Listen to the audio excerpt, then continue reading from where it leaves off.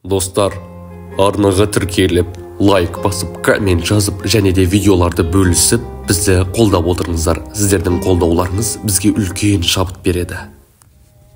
Ертеде жалғыз басты бір бай өмір сүрді. Оның туысқаны да, баласы да жинаған мал-мүлкі мен ақшасы еді. Соларды баладай мәпелеп күтетін. Бір күні ол жалшысының көңілді күлкісін естіп, оның үйін айналшықтап тыңдады. Бірақ мардымды ештеңе ести алмады. Ертесіне жалшыны түннің ортасына дейін босатпай, әбден жұмысқа салды. Бірақ кешегі күлкі тағы қайталанды.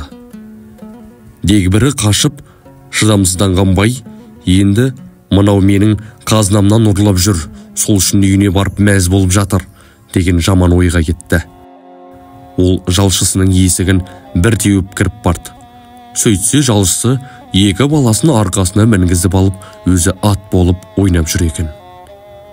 Ақымақ, бүгін қиралаңдап тұр жұмыс істемедің. Түнімен мына мұрмоқтарды ойнатамын деп шаршайды екенсің ғой, деп ақырды.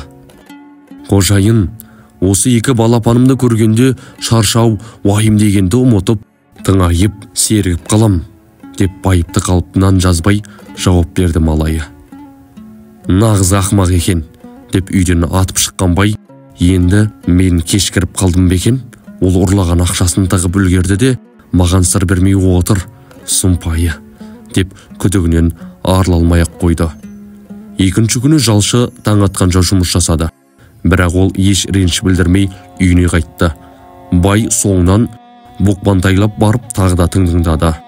Құлағына шықырлаған ақша мен сылдырлаған күміс теңгені жалшысы санап жатқандай естіліп кетті.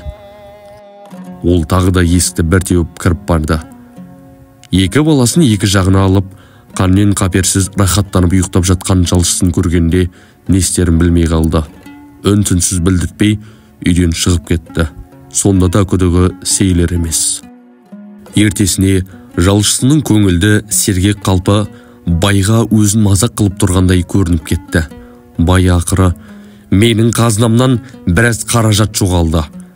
Соны сенен басқа ешкім алған жоқ. Себебі сен үнемі көңілді жүресің. Тыққан ақшаң болған соң, көңілің тоқ боп жүр, деді. Сонда жалшысы, қожайын, жағдайың сорлы құлдан да жаман-ау. Күнде кешке үйімді торылдайсың. Менің байлығым екі балам, жан-жарым, және денсаулығым мен қара күшім. Құлан ектеніп, таң атқаннан кешіп атқанша, Алладан осы байлығымнан айыра көрме деп тілеймін. Сондықтан мен бақыттымын, көңілдімін, деп жауап берді. Не дерін білмеген бай үн-түнсіз қалды.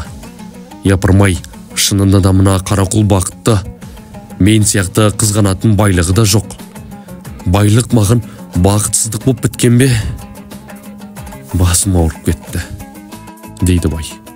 Осы күні жалшы үйіне ерте қайтты. Оның сыртынан қарап тұрған бай алдынан жүгіріп шыққан екі баласына қызыға қарап қалды.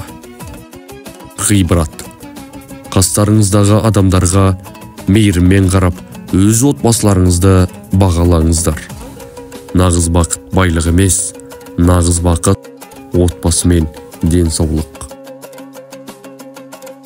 Достар, арнаға тіркеліп, лайк басып, коммент жазып, және де видеоларды бөлісіп, бізді қолдап отырыңыздар. Сіздердің қолдауларыңыз бізге үлкен шабыт береді.